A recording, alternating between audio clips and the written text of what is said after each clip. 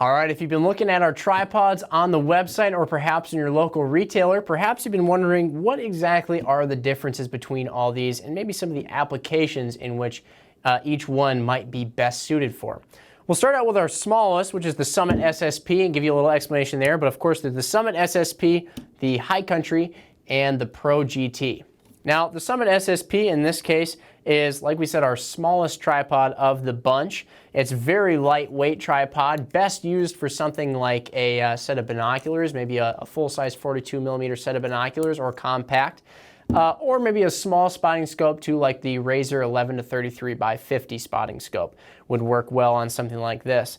Now, it has the pan head here, which, as we know, for glassing out in the field, a pan head can be really useful for surveying the landscape and kind of picking apart the landscape in front of us and scanning, because we can get behind our optic and we can use the pan head to really pick apart what we're seeing in front of us. So that's really a useful feature on the Summit SSP. The legs in this case can be fully splayed out all the way to the side if you're using it from the prone position or you're trying to accommodate various different types of landscape that you're on. They can articulate quite a bit for you. The height of the tripod can be adjusted using the twist lock legs in this case, and so the locking legs, they can be locked obviously all the way in the up position. Anywhere in between, they can be locked simply by twisting them back the opposite direction we did to unlock them. And then we'll bring them all the way out here and lock them at the fully extended position to give you an idea of the height. Now we'll put the exact numbers for the height on the screen for you to reference. And it does vary depending on whether or not you have the center column all the way up or down. In this case, we have our center column removed, but we would be able to adjust that right here on the Summit SSP and be able to raise it up a little bit higher. But as you can see, I'm just below 6 foot. Depending on who asked, I might tell them exactly 6 foot, but I'm just below 6 foot.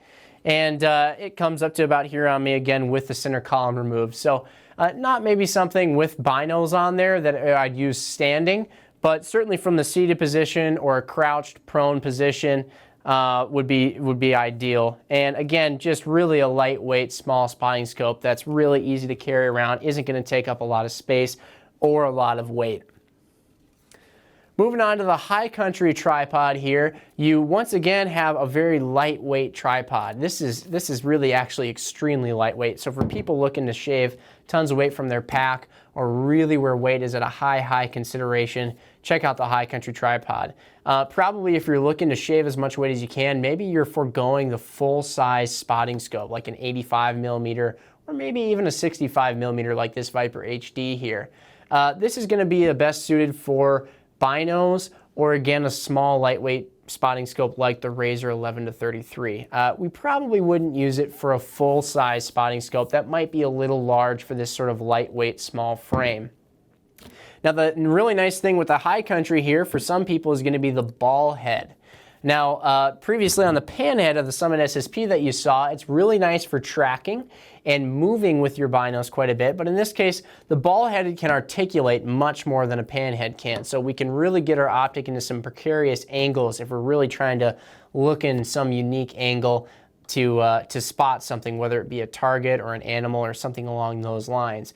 We can still track with it. Maybe if we have our binos and we're just going side to side, we can use the bridge of our nose to sort of track our binoculars, but it's not going to be the ideal option for somebody who is trying to track something. Maybe if you're looking at something that you've spotted and you're going to stay on that for quite some time, a ball head will do just fine. And again, it really shines when you're kind of trying to get an optic at more of a precarious angle, because the ball head can just articulate so much. As for the legs, in this case, once again, they can splay out to the side like we showed with the Summit SSP to accommodate different types of terrain or different positions that you're using the tripod in. In this case now we have lever lock legs, and to fully extend these to give you an idea of how high it will get, we'll show you this, and again we'll give you the exact numbers for height on the screen for you. But we'll extend these legs all the way here. The levers can be locked in any position, whether fully collapsed, anywhere in between they can be locked, and then of course at the fully extended position. We'll show you here, and again this has a center column that it comes with that can help raise it up. This gets up on me again, almost 6 feet tall. Pretty high. If I'm using maybe the angled 11 to 33 millimeter razor spotting scope, I could probably get behind this easy from the standing position. But for binoculars and other uses like that, probably going to be mostly from the seated, crouched, or prone position with this tripod glassing. And now we'll move over to our Pro GT tripod, which is our largest tripod. It's our full-size tripod, and the recommendation we give you if you're looking to find something that can accommodate the larger Razor spotting scopes, the larger Viper HD spotting scopes, or Diamondback spotting scopes as well. Really just a full-size, kind of more heavy spotting scope. You know, you're not going to be kind of shaving off as much weight, certainly, as you would if you go to a high country, but you're going to be able to hold up bigger optics and certainly just have more range of use with this tripod. For example, standing, we'll show you as we extend the legs out all the way, is easier to do behind the Pro GT.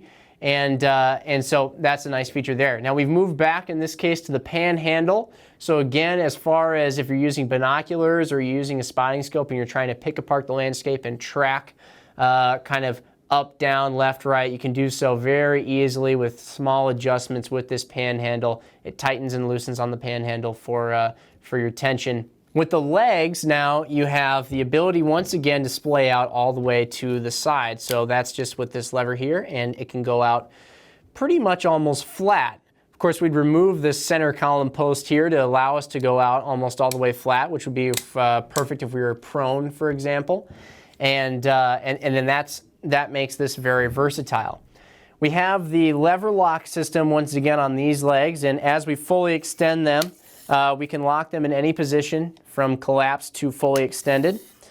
And we'll fully extend this to show you a good idea of how tall it can get.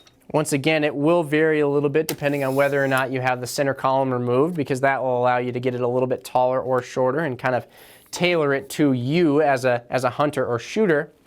But, you know, right now with the legs fully extended and the center column all the way down, I can comfortably stand and glass behind this angled Viper HD spotting scope.